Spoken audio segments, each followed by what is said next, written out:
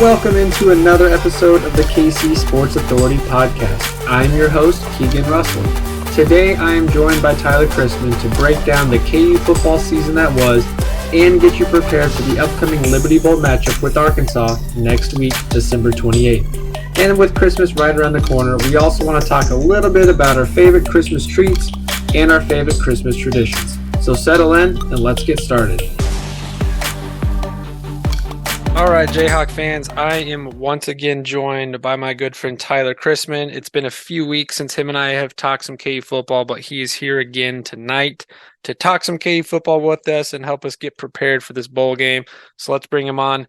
Tyler, how are we doing? Oh, I'm doing good, man. It's exciting. First bowl game in a long time. It's kind of a new territory for KU fans. 14 years in the making. It's been a long time. There are tons of KU fans out there who haven't even been alive long enough to see a bowl game, and they're going to finally get their chance here coming up in a week. But winter is upon us. It is freaking cold here in the heartland, the Midwest, KC area. We're getting our potential snow overnight tonight. At the time of this recording, this is Wednesday, December 21st, a couple days ahead of Christmas time, and we are finally going to potentially see some snow. So that usually also means it is end of the football season for college football, and there's nothing better than planning a bowl game appearance in the middle of the freaking frigid cold winter. So that's what we're going to talk about today. Before we get into the bowl game, Tyler, I do want to kind of recap the football season that was for KU. So start to finish, this team finished 6-6 on the season, 3-6 in Big 12 play. Obviously, this was a team that started out hot, 5-0, got ranked all the way up to 19th, college game day, all that. Very exciting start to the season. And then we kind of fizzled out down the stretch. Still got that 6th win for bowl eligibility. But really, this season was a tale of two seasons. The 5-0 start, and then the season completely shifted when that Daniels injury happened and Bean took over. Not that it was a huge drop-off statistically, as we'll talk about.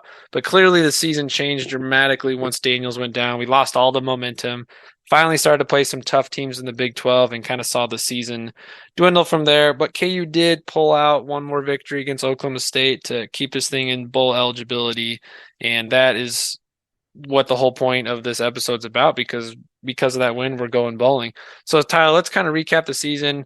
I'm going to go through some of the stats here in a minute, but just kind of give me your quick thoughts on how the season went start to finish and how we got to this point where we are now.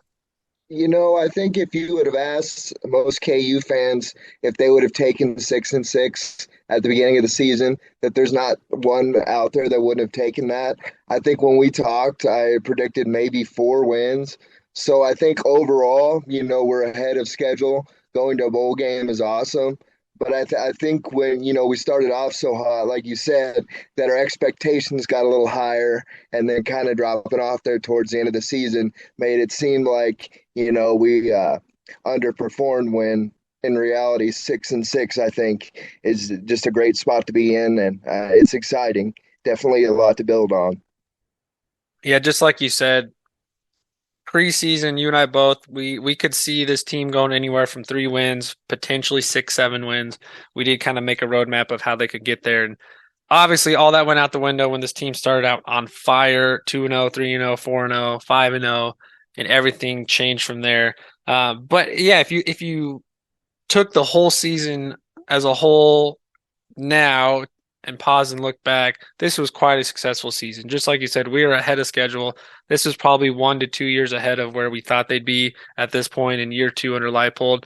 But because they started winning so early as KU fans, and this is probably because we're so used to the high expectations of the basketball team, that once we started winning, KU fans immediately threw on the expectation of this team needs to continue this and we're going bowling. There's no way you can slow us down and stop us. And I think because of that, you had fans get a little disappointed here and there throughout that middle part of the season. But as we'll get into, there were a lot of injuries and different things that factored in. And finally you got into the heart of Big 12 play where you're facing really tough teams, and this offense just couldn't do enough and the defense couldn't slow down enough to get there. So let's go through some of our stats on the year. Early on we talked about some of our predictions on who was going to lead the team and what.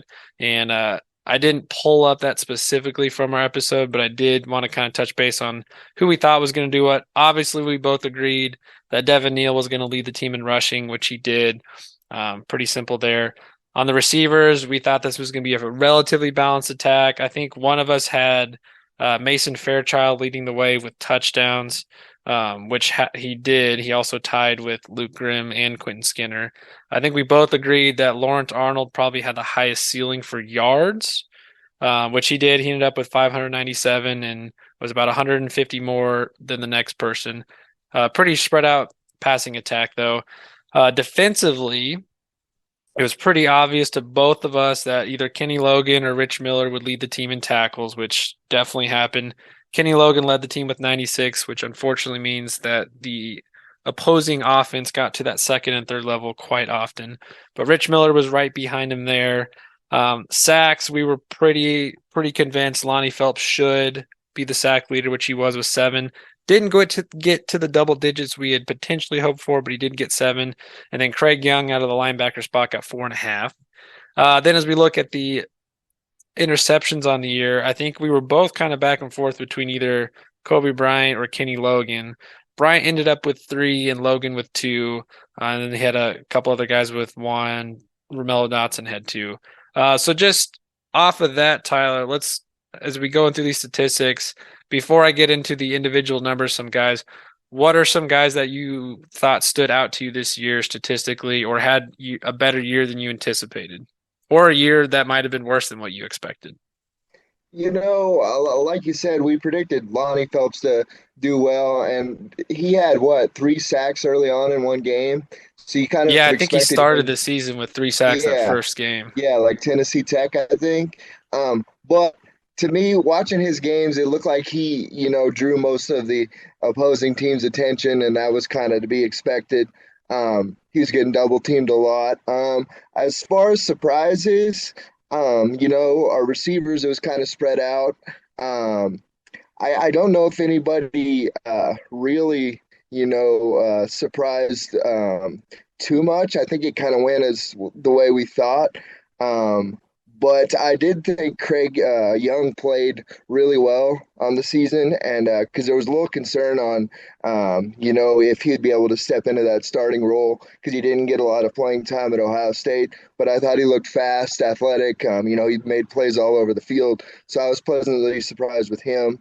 And I think the most exciting thing is that most of those guys, that are leading the categories, we get almost all of them back, I think. So it's just stuff to build on, and it's exciting time to be a KU fan.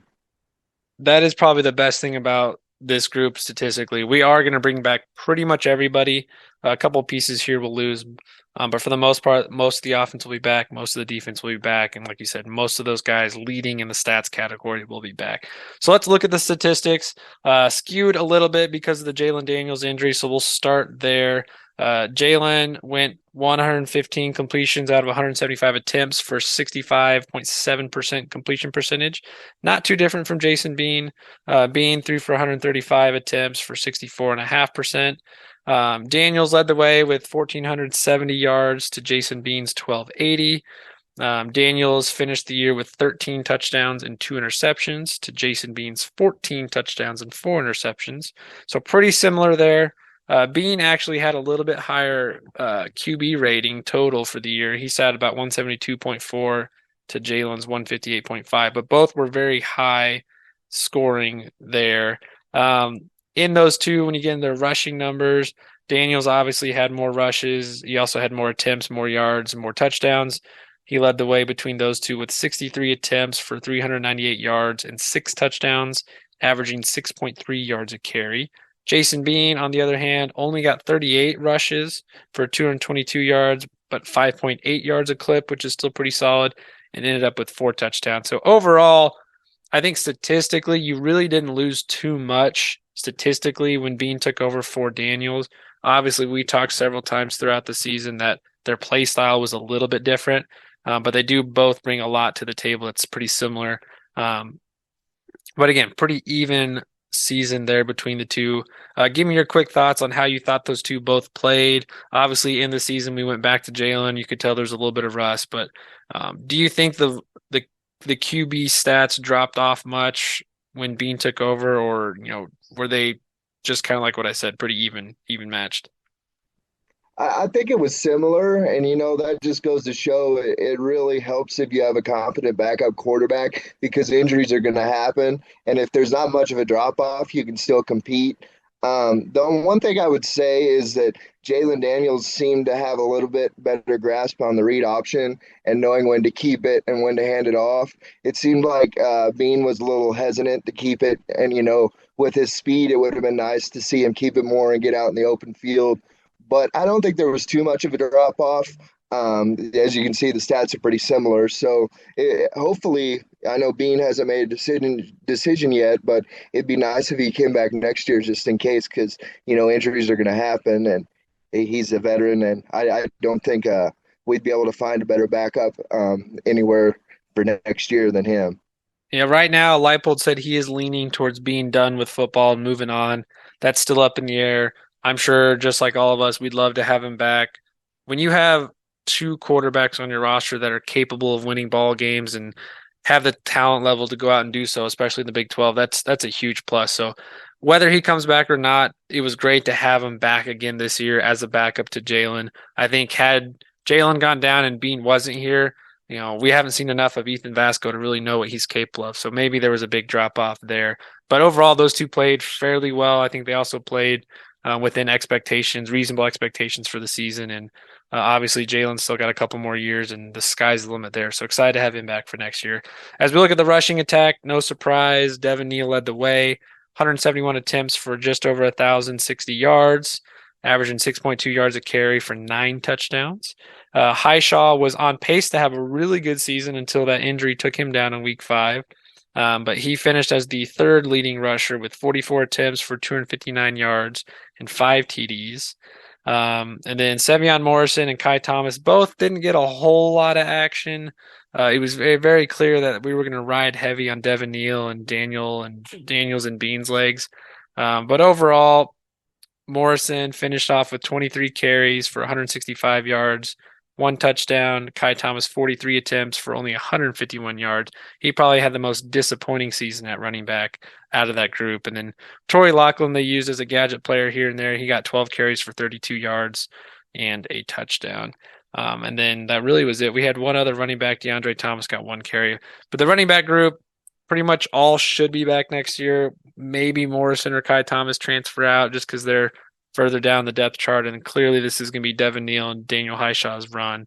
What were your thoughts on the running back group this year outside of Daniel Highshaw going down?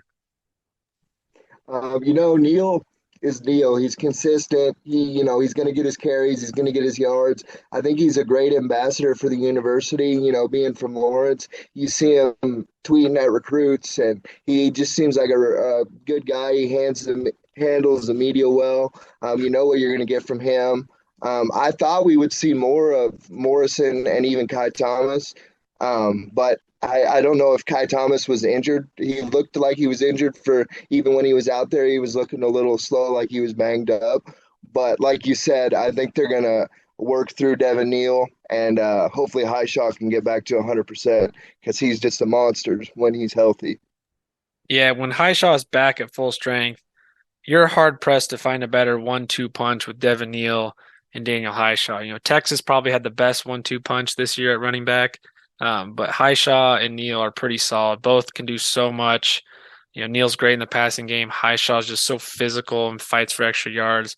But I am curious to see what happens with Kai Thomas and Sevion Morrison. They both have a tremendous skill set, and I think Kotelnicki will find a way to get them on the field. They just didn't take the best of their opportunities they got. I think Morrison had a couple bigger plays here. We just didn't really turn to them that often, but maybe that changes in the offseason. Looking at the receivers, this was a very balanced receiving attack. Luke Grimm led the way in catches with 42, Lawrence Arnold with 36, Skinner with 25, and Mason Fairchild with 29, and then a bunch of other guys between 5 and 15 pass catches. But Arnold led the way with yards at 597, Luke Grimm with 456, and Quentin Skinner at 436. We did spread the ball out fairly well touchdown-wise. You had 1, 2, 3, 4, 5 guys with at least 3 touchdowns and If you add Torrey Loughlin in there with two, that's six guys with multiple touchdowns. So did fairly well there. I think if anything, Quentin Skinner was probably the big surprise. We didn't know too much about him coming into the year. He was a walk-on, converted to scholarship player. Obviously, not having Trevor Wilson at the start of the year opened up opportunities for other guys there. Same with Tanaka Scott being out. Then Stephen McBride transferred mid-season, so that again gave guys some more opportunity.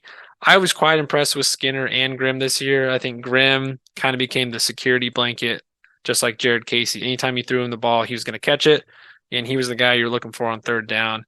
Skinner just impressive with the deep ball, long, athletic, good height.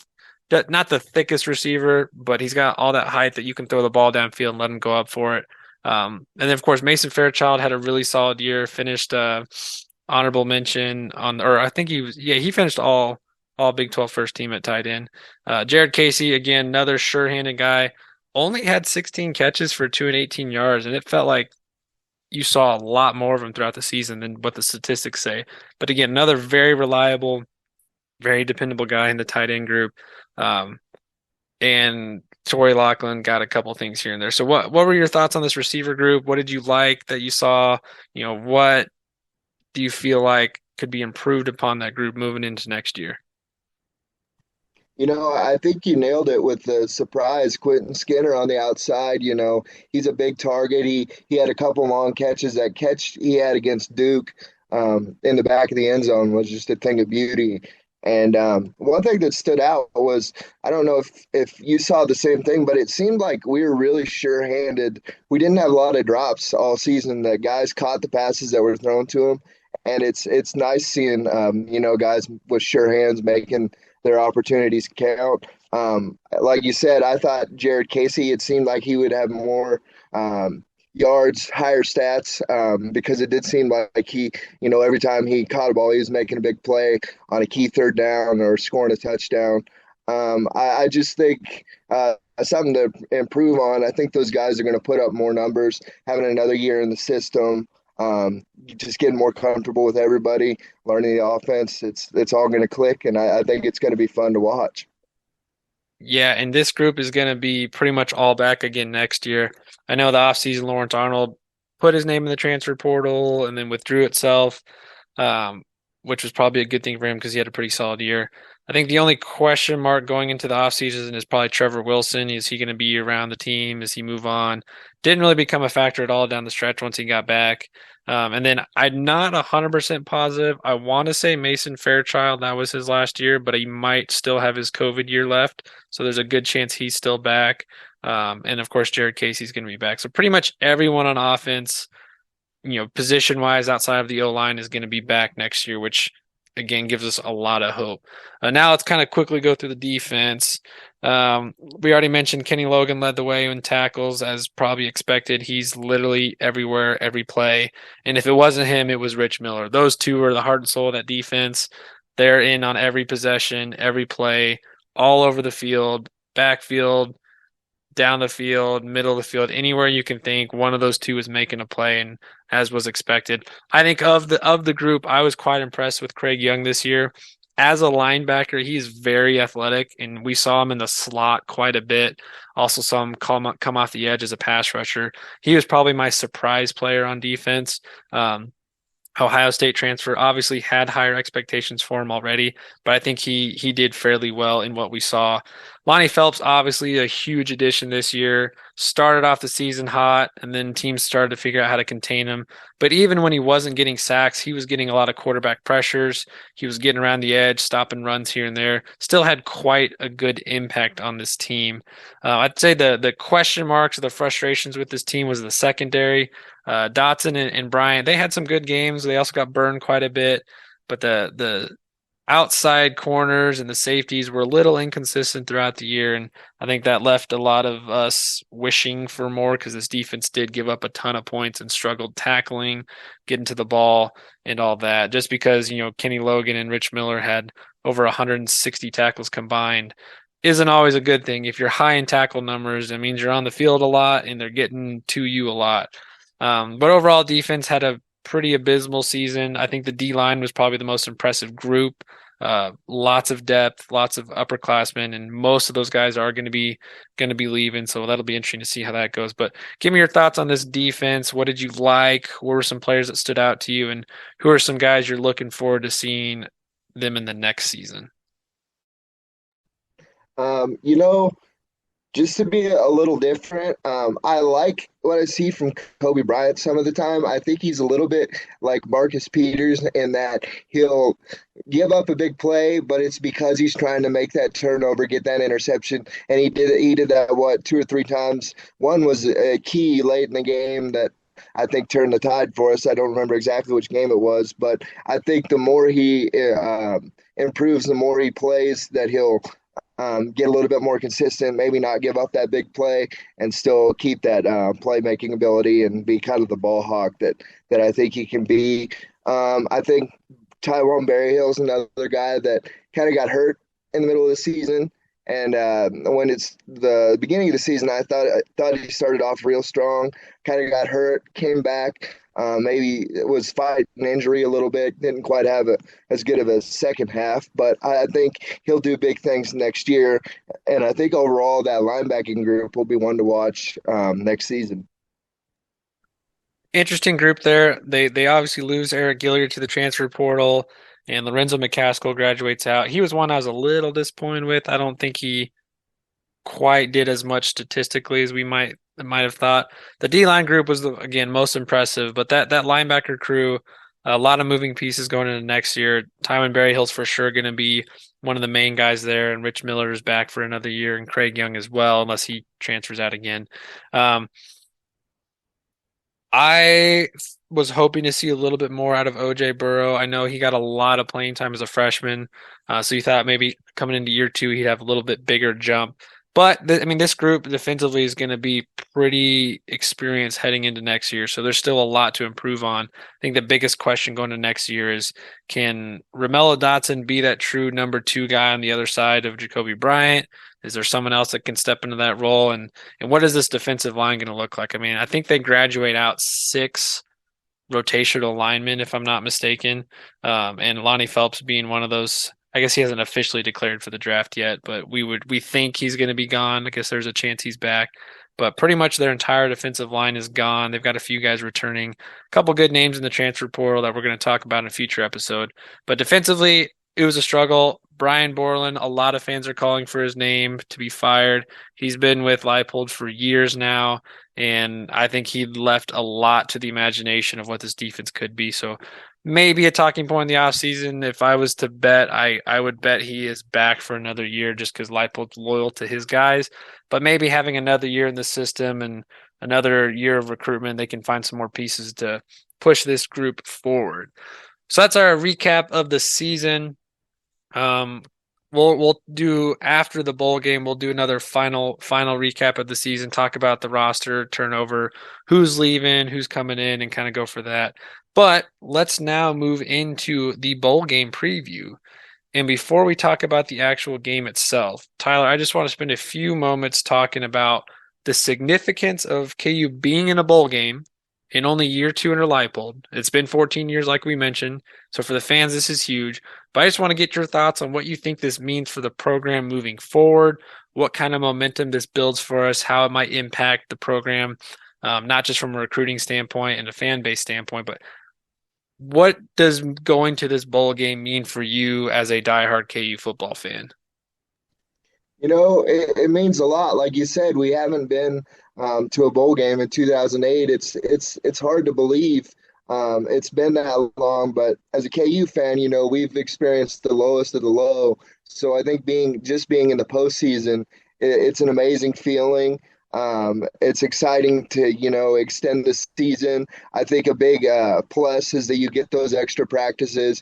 Guys get a chance to be around the weight room, the coaches, practice a little bit, get healthy. And it's always exciting for the players, kind of as a reward for the season, to get to play in that bowl game, and it's good exposure.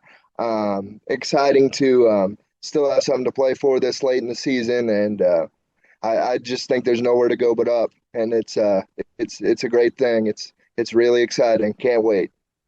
this is definitely huge for the program. This is an opportunity for one for us to get on national stage again on ESPN, um, but just showing the progress we've had. The big upset against Texas last year, bringing back pretty much everybody, landing some key transfers in the offseason, Leipold having a full season to get them prepped and coached up. And, even though mid-season we thought this team was going to finish much stronger, the fact that they're playing for a bowl game in year two, like we said, this is 1 or 2 years ahead of schedule. So the fact that we're even here is exciting. Fans should be pumped up. We should be thrilled that the season was a success and look forward to this matchup. We've already seen just in the last couple of days the impact it's having on the recruiting side. We've been able to flip a couple guys that have decommitted from other schools and flip their name to Kansas, especially a couple of the local kids. KU now has two of the top 8 prospects out of Kansas, which hasn't happened at KU in, decades. So that's exciting. But if anything, this helps the fans buy into the process, helps the fans, feel excited about what's coming in the future. For the last 12, 14 years, it's been, all right, they're 1 to 2 to 3 years away from maybe winning 3 to 4 games and building something. And every year it was the same thing, 1 to 2 wins, 0 wins, and just disappointment. So that is exciting. So let's talk about this game. Kansas versus Arkansas in the Liberty Bowl next Wednesday, December 8th. 4:30 p.m. in Memphis, Tennessee. Like I mentioned, you can find this on ESPN. Obviously, the big headlines going into bowl season was would KU play Missouri? We're not going to get into all that. Mizzou declined. There's a bunch of back and forth on if they wanted to play us, if they didn't. End of the day, this is the matchup we drew. KU, Arkansas, these teams have not played each other since 1906 in football. So over 100 years ago, like we mentioned, this is the first bowl appearance for KU since 2008. So let's go through some of these headlines real quick before we get into the matchups. Most of these headlines are on the Arkansas side. Arkansas is without its top defensive players. Linebackers Drew Sanders and Bumper Poole both have declared for the NFL draft. So that's a big loss for them there. Also defensively, they lost their defensive coordinator this last week, Barry Odom, who left for the head coaching gig at UNLV. So they're not going to have their defensive coordinator at the helm. So big opportunity for Kansas there to maybe take a semi beaten up defensive team that is losing some key pieces. So maybe that helps us offensively. And then on the offensive side for Arkansas, they're also without one of their top receivers in Jaden Hazelwood, who declared for the draft. Still have their best wide receiver, and then of course their dual threat quarterback KJ Jefferson. But like I said, most of these headlines are what Arkansas is missing. KU's really not without much. If anything, they might get Daniel Highshaw back from injury, which is exciting. But heading into this game, KU's fairly healthy. Arkansas is the one missing pieces. So there's probably a little bit more on the Arkansas side to figure out. I think the KU side is just a matter of matchups. But this is an interesting game. These are two teams that are pretty similar play style. Both have incredible dual threat quarterbacks that can run, pass, get an open space, and completely change how the game is played. So that's going to lead to a very exciting game. Arkansas has opened up as the 3-point favorite currently, and they have about a 57% chance of winning on ESPN, and the over-under is set at 69. So clearly they think this is going to be a high-scoring game. Both teams are not the best defensively. Both teams give up quite a bit there. So as we look through some of the statistical things, KU has the point advantage at averaging 34 a game versus Arkansas's 30. But KU is also giving up almost 34 points a game, whereas Arkansas only gives up 28 and a half. So there is where you see the line difference in being Arkansas is a little bit better defensively. Both teams offensively average just over 230 yards a game passing. KU's averaging just under 200 yards rushing, whereas Arkansas is about 220. So Arkansas has the slight edge there. Overall, that's about 30 yards of offense more per game for Arkansas. On the defensive side, both teams give up a lot of passing yards and both teams give up a lot of rushing yards. So just like we'll get into these predictions, this should be a high-scoring offensive game with two teams that kind of mirror each other offensively. The biggest piece on each side is, Jalen Daniels versus KJ Jefferson. That's one of the biggest matchups we'll see in this game because both are, like we said, incredible dual threat quarterbacks that you have to pay attention to. And for KU, it's all about how can we slow down that offense and can our offense keep up enough against a beat up defense to keep this game interesting? So let's look at a couple of these matchups, Tyler. I'm going to go through these with you and get your thoughts on them. For me, I think the first matchup I'm looking at is the KU defensive line versus the Arkansas O line. And more specifically, can we get to the quarterback? Can we keep him contained? And how quickly can we set the edge so that their running game doesn't pick up? Rocket Sanders, the Arkansas running back, is quite effective. Had a similar season to Bijan Robinson down at Texas. Probably one of the best backs we've seen all year. So let's start there. What do you see with this Arkansas team that could give this defensive line unit some trouble? I think you touched on it. They like to run the ball. They KJ Jefferson's a big physical presence, and I think he's a little bit different style of a runner. He big dude, hard to tackle. Rocket Sanders, he's had a great season, put up what 12, 1,300 yards. So I think the key would be stopping the run, and then I think like we talked before, our secondary gave up a lot of yards through the air. I think if we can slow down that passing attack too, and maybe force them to run the ball, that would be something that I think if we can get a turnover here or there, would be big. I think it's going to be close. We got to prove that the defense can get a stop or two, which is something we've kind of struggled with. But it'll be exciting to watch. High-powered offenses are usually, fun to watch. It's a high-scoring game. It'll be your typical bowl game. I think it'll be close. Should be fun to watch. Yeah, high scoring indeed. And defensively, this is probably a bigger test for Kansas than I think it is for Arkansas. Arkansas has gone up against several teams like Kansas in the SEC, so I think they're pretty used to this. Really, it's going to be, can Kansas defensively, with this extra practices they've had, with having pretty much the whole team available, what have they been doing the last few weeks that'll basically propel them above this Arkansas offense? Because that running game and the dual threat of KJ Jefferson is definitely going to be one that keeps us tricky. So this is going to be one, I think, player wise, you need to be looking out for Lonnie Phelps to have a big game. Arkansas's O line's not the best, and they're without their starting center, so they've got some pieces shuffling around. So maybe Lonnie Phelps or another defensive lineman can get in the backfield and wreak some havoc. I'm looking also to Rich Miller and Craig Young to have a big game. If they can set the edge and just keep momentum going downhill to slow down that rushing attack, I think that gives us a big chance to stay in this game. Because if they can get to the quarterback, keep him contained, that gives our defensive backs and our safeties time to stay in position and kind of slow things down. So that's another battle I'm looking at. The question is, you've got two high-powered offenses, two great offensive coordinators. So is this a battle of the offensive coordinators to see who can get more creative, or is this really an opportunity for the defensive coordinators to show, we go up against this same style in practice every day. We have an inside knowledge on how to slow a team down like this. What do you think? Is it more offensive coordinator game planning, or do you think this is going to be a battle of which defense can make the most stops? Well, we've seen KU put up points all year. Something we haven't seen is, the defense be real consistent. So if I had to choose, I'd probably say battle of the defensive coordinators because I think it's going to come down to who can get a stop or two, slow the other offense down, give their own offense a chance to get ahead. And, maybe I think whoever wins the turnover battle will probably come out on top. It'd be cool if we could, get an interception or two. And I think, like you said, I think Lonnie Phelps, Rich Miller, as much as they like to run the ball, look for Rich Miller to have a lot of tackles. And hopefully, like you said, we can get them behind the line of scrimmage and not 5, 6, 7 yards down the field. Yep, definitely more pressure on the defense in this game, more so than the offense. I think the offense will do just fine. Okay, as we finish up here, let's now jump into some individual matchups and key players. All right, my first individual I'm looking at to have a big impact on the offensive side of things is, of course, Devin Neal. KU has to get their offense going through Devin Neal like they have in every other game.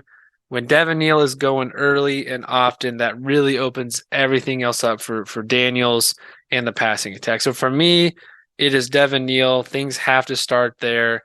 Get the ball going early, get downfield early, get the blocking out, let him push the ball upfield so that Jalen can start opening the passing lanes. So, Tyler, give me one key impact guy you are thinking of for this game. I think it's kind of obvious, but Jalen Daniels.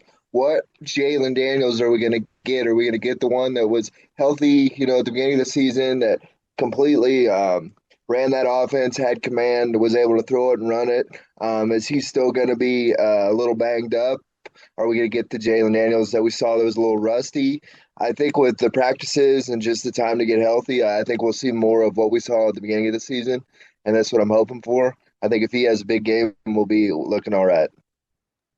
He definitely had some rust there at the end of the season. Now they've had a few weeks to practice more, get him back healthier, so he should have a good bounce back. Definitely is capable of breaking this game wide open.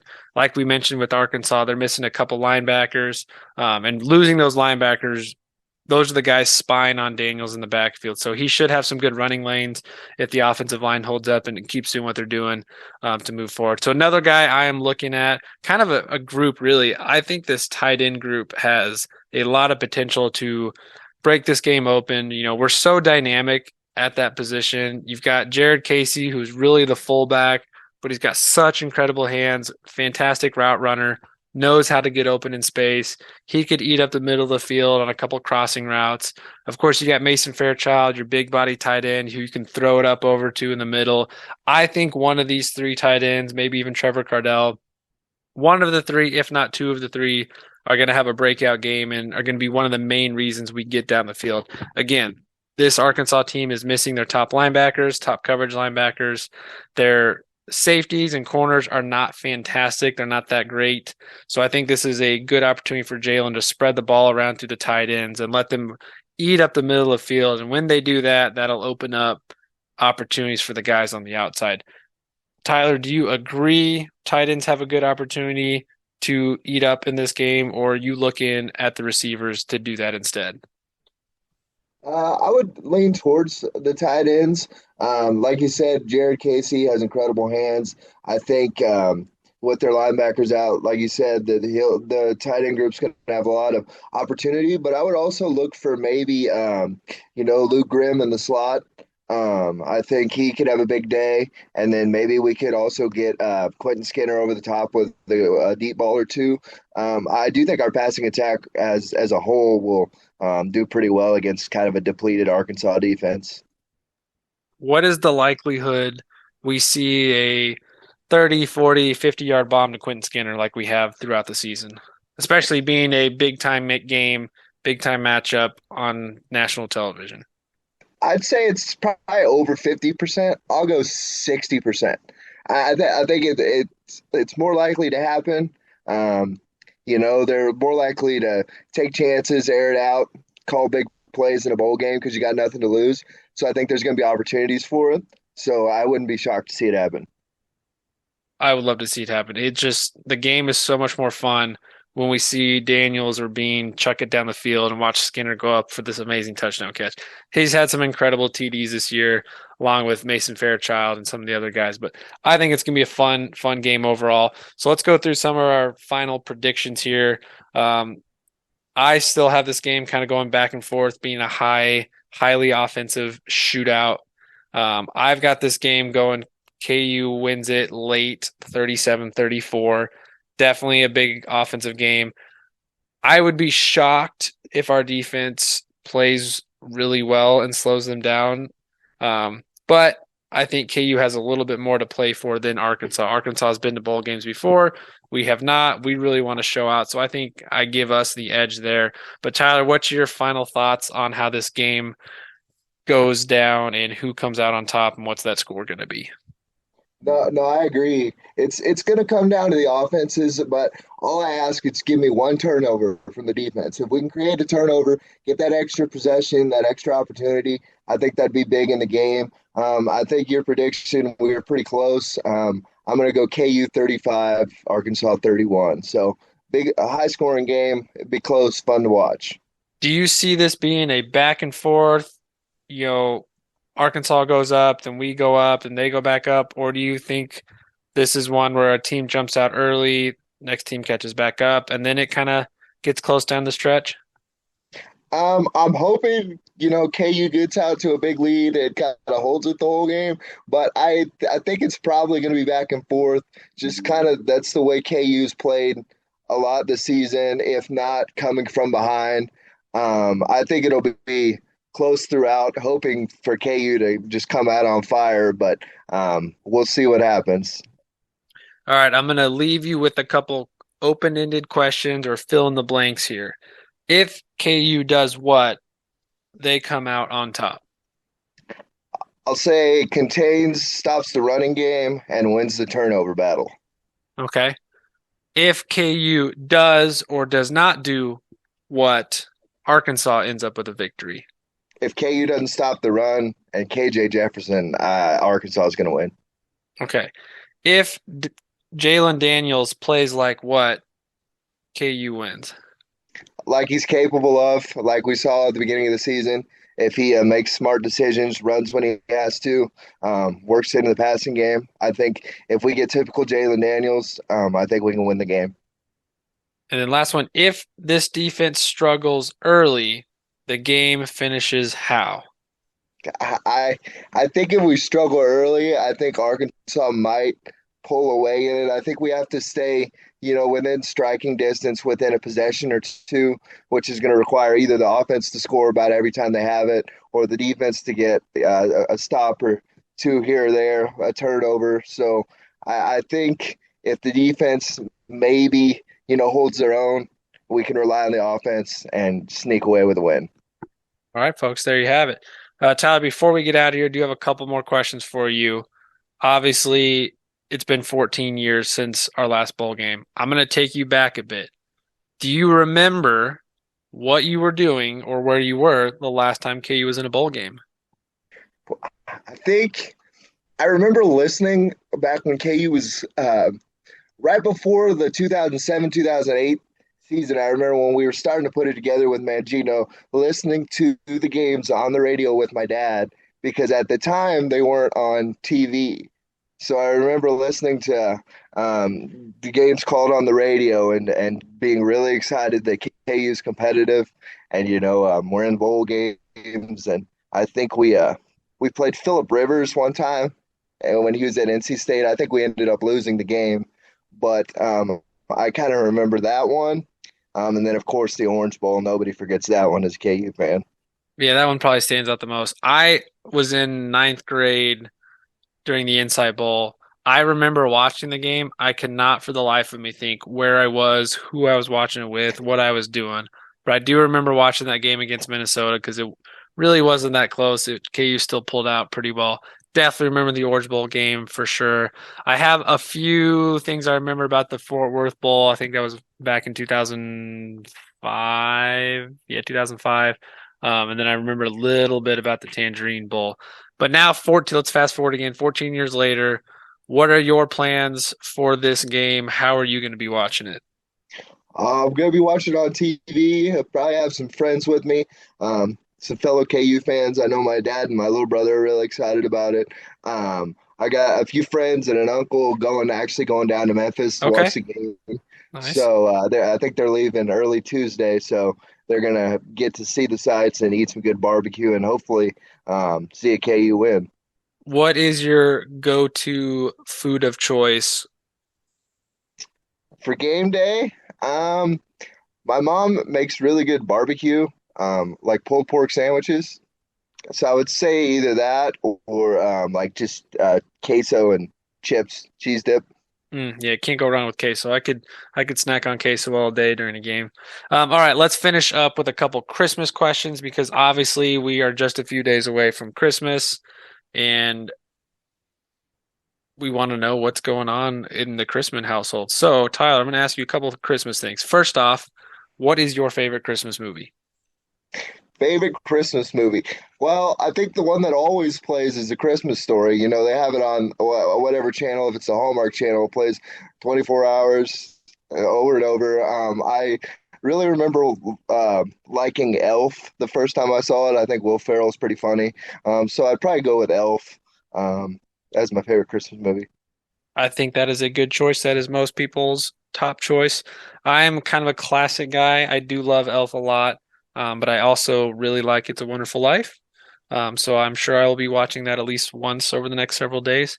What is a Christmas movie you could go without watching again? See, Or one that just really doesn't do it for you? there's a lot of Christmas movies that you see on like Hallmark where some girl moves from the big city to the small town, and the small town guy has to teach her how that really living in a small town is the greatest thing ever, and they fall in love and all that stuff. That's like one out of every five Christmas movies probably. So I would just say that's not my kind. I don't have a particular one, but just that kind of genre is kind of old. Yeah, I think I'd go with you there. You know, my wife and I have watched a couple of those types of Christmas movies, and they are so cheesy and so ridiculous. So I think I could go without those two. All right, what is your favorite type of Christmas treat? I'll say fudge. I'm a big fan of fudge. Anything chocolate. One thing I don't like that everybody else seems to like is that cinnamon candy stuff, like Ugh, the yeah. hard red candy Uh-huh. with yeah. Everybody in my family likes that, and I don't. Have you gotten any of the famous Tammy Foster fudge yet? Oh, not yet. I'm looking forward to it though. That's almost a yearly tradition. It is. I know she's making several more batches right now as we speak, so I'm sure we'll be getting some over to you. I'm Um, excited. for me, I'm not a huge fudge guy. I like fudge, but this time of year, I love cookies and brownies. So give me a good Christmas shaped cookie with some nice frosting on it, and I'm good to go for sure. What are some of your favorite Christmas traditions? The big one that we have in our family, at least on my dad's side, is Christmas morning. We all go over to my grandma's and eat breakfast. So we're having bacon and eggs and sausage Bacon. and toast. And I don't know if you ever had gems before. It's kind of like how do I explain it? Like, kind of like a muffin type thing. It's a bread. I don't really like it. I prefer toast over it. But everybody in my family loves gems except for me. So I kind of feel weird. But that breakfast, I mean, I could go a whole day before without eating just so I'm prepared to eat in the morning because it's so good. Just off ref, yeah. Yeah. We're gonna for sure do cinnamon rolls in the morning. That's always been Yeah. me growing up. We did cinnamon rolls because we'd always have a light breakfast. Because on my side of the family, about almost 15 years ago now, uh, give or take, Christmas fell on a Sunday, and after church, once a month or so, we'd go out to eat after church, and we went to this Chinese restaurant all the time. And that year, Christmas happened to fall on a Sunday. I said, "Hey, can we go get Chinese food after church?" And my dad's like, "You guys are crazy. It's Christmas Day. Nothing's open." And I was like, "Uh-uh. In the Christmas story, in that movie, they go get Chinese food on Christmas." And he's like, "Okay, okay, fine. We'll go there, and if they're open, we'll eat." We drove over there. They were open. We had Christmas buffet or Chinese buffet for Christmas for lunch, and it has been a tradition ever since. However, we think this is going to be the first year we actually break from that tradition. Over the years, it was fun, but now too many people are doing that, so it's not as fun or enjoyable. So we're looking to find a new tradition to start this year. So who knows what that's going to be? Any suggestions for us on what we should do as a new tradition? Um, I don't know. Like I said, I'm a big fan of that breakfast. Breakfast food is one of my favorite foods, or like food groups, so I could eat that any time of the day. You can't go wrong with Chinese food, but I get what you're saying. When everybody's doing it, it's not quite as fun. It doesn't seem like it's your thing, something you do as a family. I'm sure you'll find something fun to do. We do another thing we do. Is my grandparents go to the casino and they'll get free gifts like every week they get a couple of them, and then so Christmas Eve we have like a raffle where you draw out your names, you get to pick a prize that they've collected throughout the years. So that's kind of fun, and you never know what you're going to come home with. It's pretty entertaining. Sounds good to me. Well, last question I have for you then. If you had your choice, what is your ultimate Christmas wish list? What is the top thing? If you could have anything gifted to you for Christmas this year, what would that be? Are we talking like like present or like something happened, like KU wins the bowl game, wins the national championship in basketball. Wherever you want to go with it. If I could do it, I'm going KU national championship in basketball, win Back the to bowl game, back. Chiefs Super Bowl. Okay, you're going for the If you're full gonna ask me, trifecta. I'm gonna go for it all. Yeah, you can't go wrong there. I can't argue with that at all. That would be impressive to see KU go back to back. There, basketball's looking pretty good, and we're Yeah, gonna they talk look some more really good against basketball Indiana. coming up on some future episodes, but they look pretty good. How about outside of the sports world? Is there a trip? Is there a present, an act of service? What's something that, if you could wish it into existence, what would that be?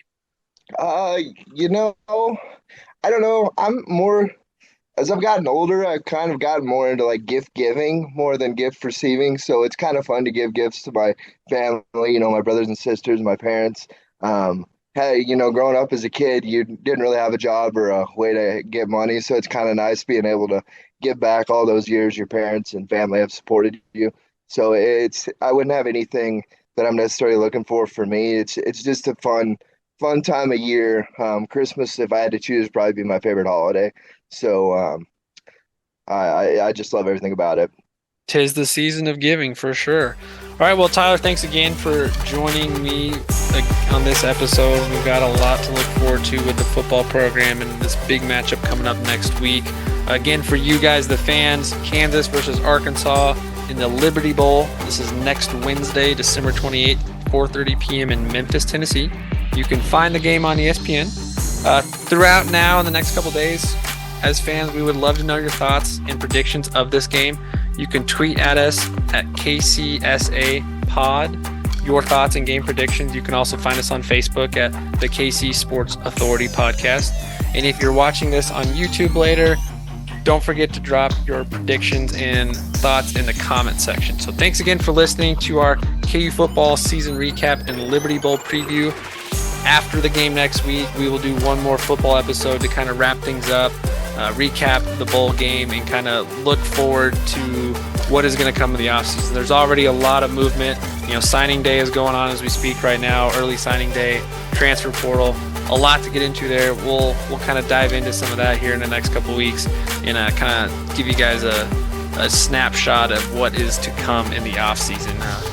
Contract extensions, all that. So we hope you guys all have a very Merry Christmas and Happy Holidays, and I look forward to seeing you guys in the next episode.